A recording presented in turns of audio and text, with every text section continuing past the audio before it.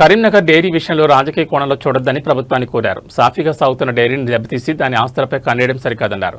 లక్షలాది మంది రైతులకు మేలు చేస్తున్న కరీంనగర్ డైరీని ఏదో ఒక పేరుతో అప్రతిష్ట పాలు చేసి రైతులకు అన్యాయం చేయడం దుర్మార్గమని అన్నారు. ఒక వ్యక్తిని లక్ష్యంగా చేసుకుని వ్యవస్థను దెబ్బతీయడం దారుణమన్నారు. ముఖ్యమంత్రి రేవంత్ రెడ్డి కరీంనగర్ డైరీపై ప్రత్యేక దృష్టి సారించి న్యాయం చేయాలని కోరారు. ప్రభుత్వం సాయం చేయకపోయినా పర్వాలేదని, కానీ డైరీకి అన్యాయం చేయొద్దని విజ్ఞప్తి చేశారు. ఇప్పుడు ప్రభుత్వానికి ఒకటే అప్పీల్ చేస్తున్నారు, ఒక రాజకీయ కోణంతో దాన్ని చూసే ప్రయత్నం చేయకండి. సీదా సాఫీగా మంచిగా రైతులకు అనుగుణంగా నడుస్తున్న ఒక డైరీని పూర్తిగా అప్రతిష్టపాలు చేసి దాని ఆస్తి మీద కన్నేసి దాన్ని ఏదో చేద్దాం అనుకుంటే తప్పు. వేలాది మంది రైతులు రోడ్డుకి ఆందోళన చేసే పరిస్థితి వచ్చింది. వేలాది మంది రైతులు వాళ్ళ బతుకులు నాశనం చేయకండి. మంచి నడిచే డైరీని ఎందుకు అనవసరంగా అది చేస్తారు? దాన్ని రాజకీయ కోణంతో చూడాల్సిన అవసరం వచ్చింది.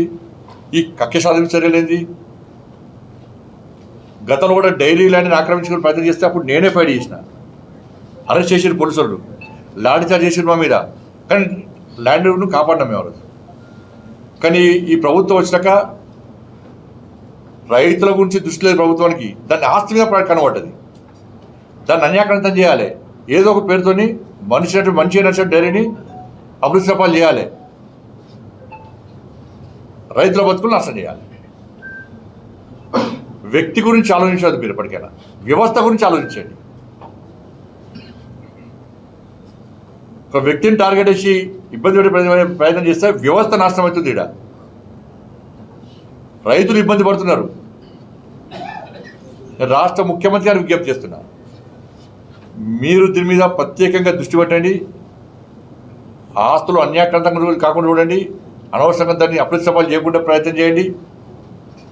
ఆ రైతులను ఆదుకోండి. మంచి నష్టదాన్ని ప్రోత్సహించండి. మీరు ఏం సాయం చేయకుండా ఏం కాదు, కానీ అన్యాయం చేయకండి ఫస్ట్. ధన్యవాదాలు.